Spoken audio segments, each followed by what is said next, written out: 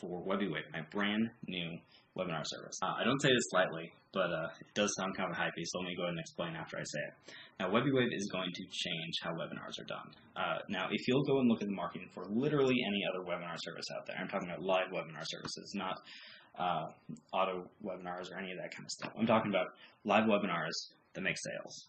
But anyway, if you go look at any of the other live webinar services out there, look at their marketing, you're going to find out they are all built for people to hold meetings. They're not built to make sales. And the fact that, they are really difficult to use, and there is a lot of dissatisfaction in the market out there.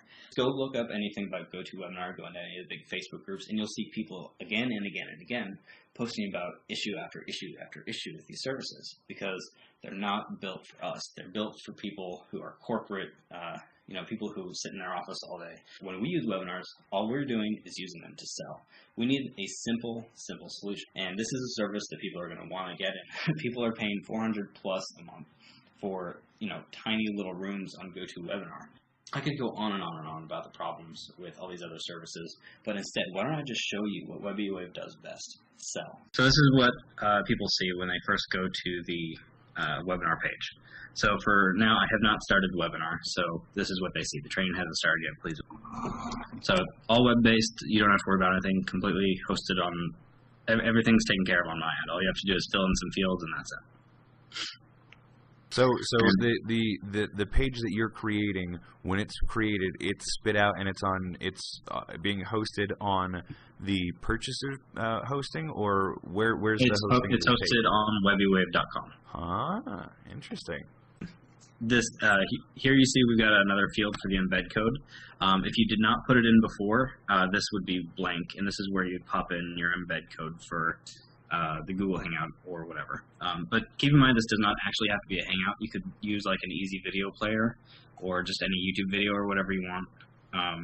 So if you just want to use this for replays, you could totally do that. Chris, let me ask you a question. Is the video replay box that you have there, is that resizable, or is that just a standard fit? It's resizable.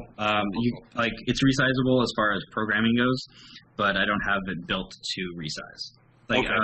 The way I have it built right now is it just fits the width of this white box that I got here. Okay.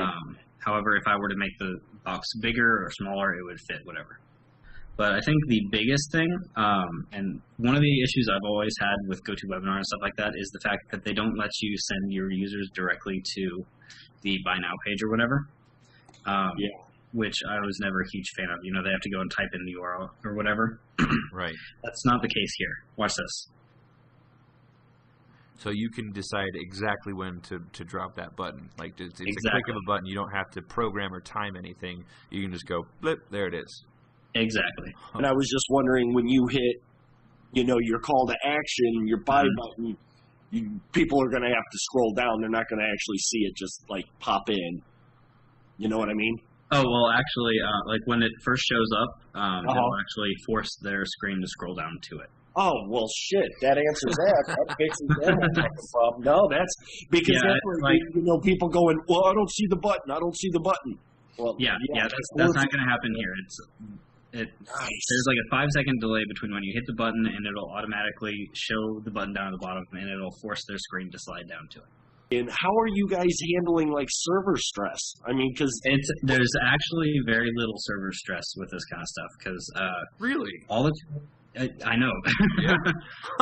All the heavy lifting is being handled by Google Hangouts or whoever you're hosting your video through. Okay, so YouTube would be doing most of our shit. Exactly. So all that's really happening on the server is little tiny requests going back and forth between the user's end and my server. Now, are you the coder for this? Yeah. No, I forgot to tell you, Chris Ramsey's kind of a programming whiz. Like he won't say it. He won't say that he's a programming whiz, but I will.